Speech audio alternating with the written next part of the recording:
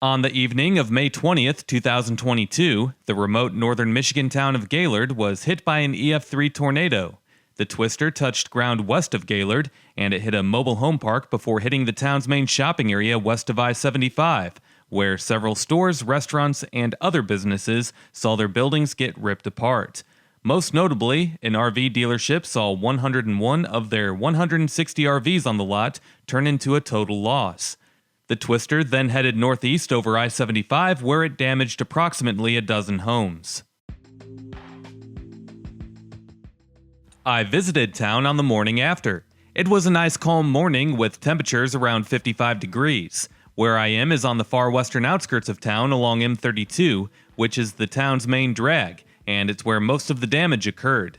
People from around the community were all in on helping to clean up the mess from the destructive twister.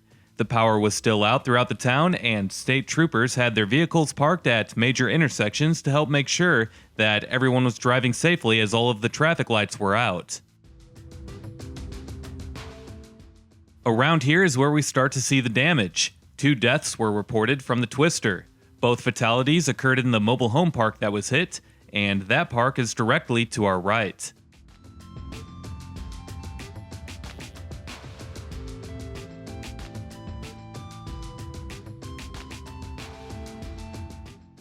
And just past the mobile home park, you can see the damage that was done to the other nearby buildings.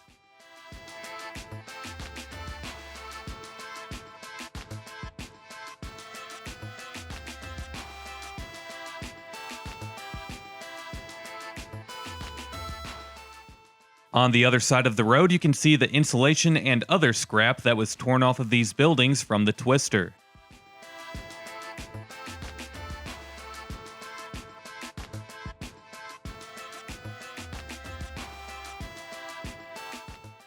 Along with the 2 fatalities, 44 others were injured and about 6,500 were left without power for a substantial amount of time.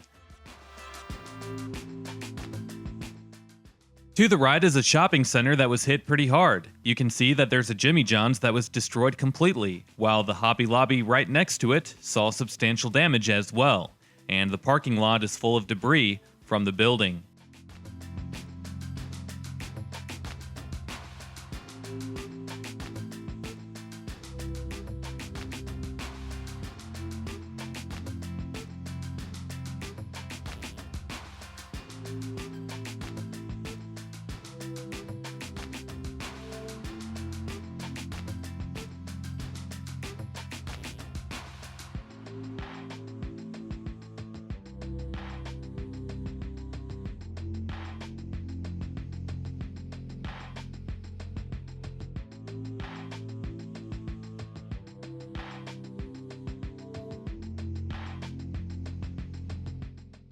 After the twister tore through that shopping center, it headed its way across M32 and damaged quite a few buildings on the other side of the road.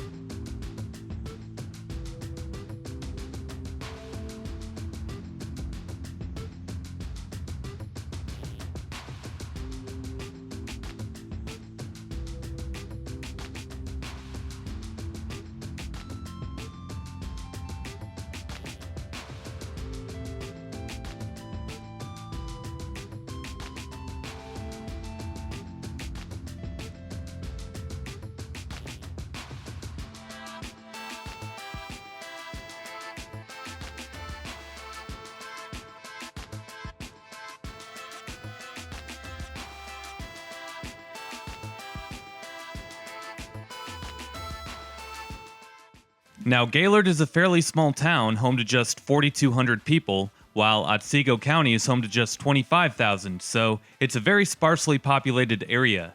Gaylord is located in the center of the northern part of Michigan's Lower Peninsula, and to get to a town that's of the same size or bigger, you have to drive an hour east towards Alpena or drive an hour west towards Traverse City. And the reason I mentioned that is because during the evening that the tornado hit, the hospital in town couldn't handle the amount of people that needed help, as the whole city had a power outage. The hospital was running off of a generator which could only supply so much power. It was also difficult to access the hospital as the tornado's path went right by it, and that left a bunch of downed power lines and tree branches blocking the roads. With that said, first responders had to transport people to various hospitals away from the area so that everyone could get the care that they needed.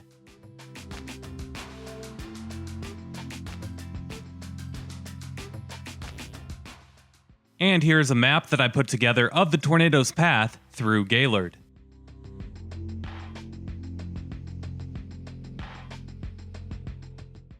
Here, I turn into the parking lot to get a different view of things. This particular building wasn't so bad, but it was more so the parking lot that was full of trash, and the back side of the building had some damage to it.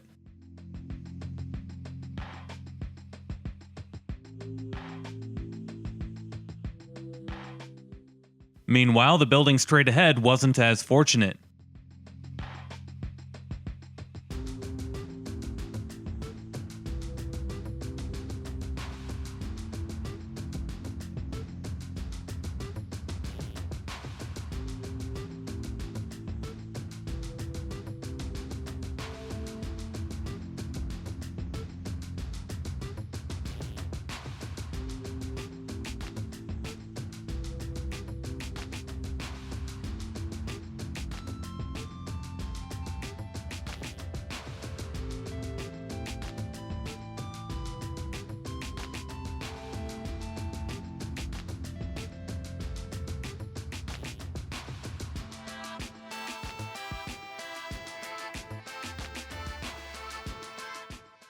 Next, I headed into the parking lot of the shopping center that was hit the hardest from the twister.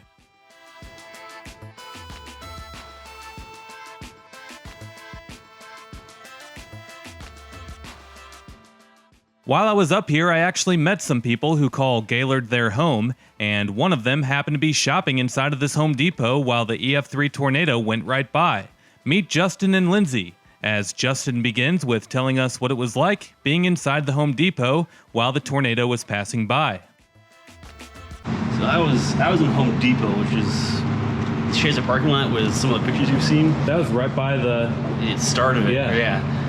So they herded me to the back where the bathrooms were, and lots of blowing around, lots of rain coming down, and then it came and went real quick. A few moments later, walked out the front, paid for a piece of plywood, and walked out and threw it in my car and came home. So a lot of blowing around and a lot of gustiness, and I wasn't much more than that. Yeah. How about you? What was your experience like? Yeah, so I just started working in a new building north of town, the county building, and my office is on the 4th floor. So I went down into a stairwell to sort of ride it out, and we didn't get anything over there, but I work about 2 miles from where we currently live, and the tornado split the difference between the two, so we feel pretty lucky. Given what's going on, but it's pretty bad around here. Yeah, no doubt. It could have been a lot worse, and it's a good thing that it didn't get more of the town, but at the same time, the places that it hit, it just tore everything apart. When we first moved up to Gaylord a year ago, we lived in a place that was actually right next to where the tornado went through. Of course, our driveway where we park our cars is now covered in trees. And there's power lines down over there, so we went to check that out. We ended up moving to a different place and completely untouched. Not a single issue. Yeah, you feel fortunate when this is your place, for sure. Yeah, we were kind of like, how did we avoid it? Just where we were in town, and we really should have been hit, but we weren't, and we're very lucky for that. Yeah, we have a running joke. We got married in May of 20. At the time, we were going to be getting married in Midland, where we had those floods from those dam failures. Oh yeah. And that happened a few days before our wedding. Oh, did it really? Because of the pandemic, we were able to reschedule things, and we got it down to 30 people, and you didn't have to really worry much about making it happen. Could have been a lot worse, but we would have had to figure out how to feed a few hundred people in a day or two. But now, here we are a few days away from our anniversary, and we're experience another natural disaster. Yeah, it's pretty crazy. Really weird. Yeah. Because, like, what are the chances this place doesn't get tornadoes and then it happens to hit one of the few towns that are up this way? Like, Yeah, and then you guys sort had of the corporate center it gets. Yeah, and then you guys had the forest fire. Yeah. East of you guys. Yeah. That's what we're saying. Our first responders have to be exhausted because they just spent 5 days trying to put out a fire, and then this comes in, you know, a few days later, and it's like, oh. Yeah, no doubt. We just passed the place to turn left that would have taken us to the RV dealership that got hit pretty hard by the twister. The road wasn't passable as power lines were still down over the roadway, so I couldn't get over there. But Lindsay's right. The first responders up here deserve a ton of credit for their quick response. Otherwise, things could have been a lot worse. With the entire town facing a power outage and the local hospital being at full capacity, people had to work together to get people the care that they needed in other towns that were pretty far away. Not to mention that many of the firefighters in Gaylord have already been working on the forest fire that occurred east of town earlier in the week. And I'll have a video on that coming out later this week.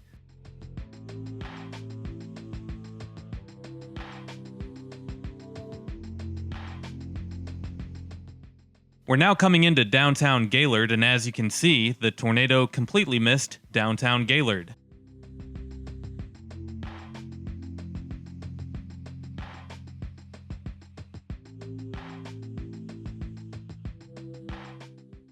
And throughout the rest of this video, I'll be driving through the area that's just northwest of downtown as the tornado ripped apart approximately a dozen homes.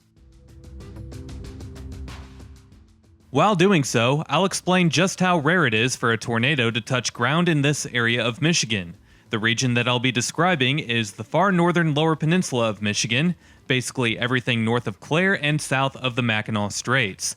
The last time that a tornado rated as strong as an EF-3 or greater touched down in this region was back in 1974, when a twister touched down west of Gaylord. The only other time that a tornado of that strength has been recorded in this area of Michigan was back in 1956, when a tornado traveled from the town of Eastlake and towards the Grand Traverse Bay.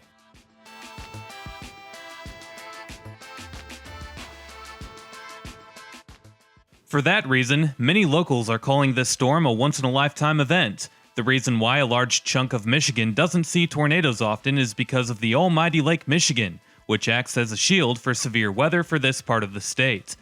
Weather usually travels from west to east, and with Lake Michigan being west of the land, weather systems will have to travel over the lake before reaching Michigan.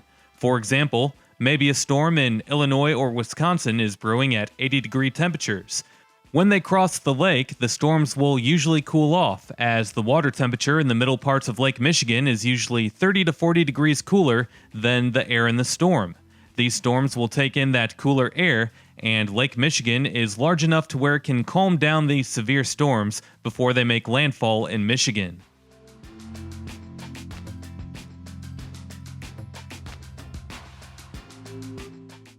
So yeah, people around here are definitely not used to severe weather, and I think that just means that more credit should be given to the first responders for how quickly they were able to act.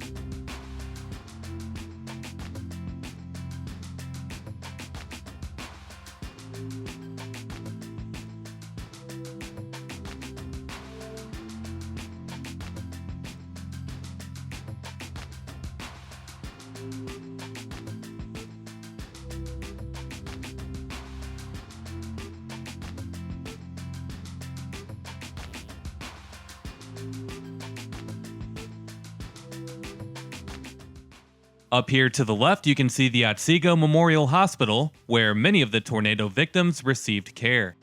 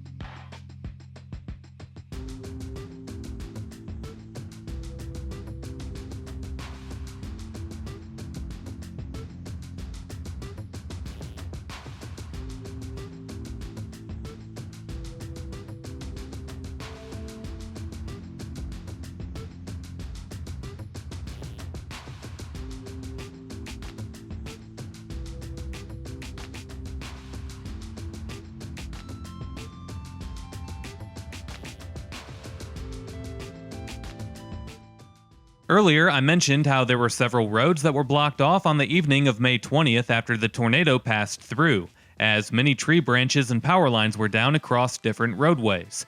This road that we're about to turn onto is the main north and south road through town, and based off of the looks, I think it's safe to guess that this road was impassable that night.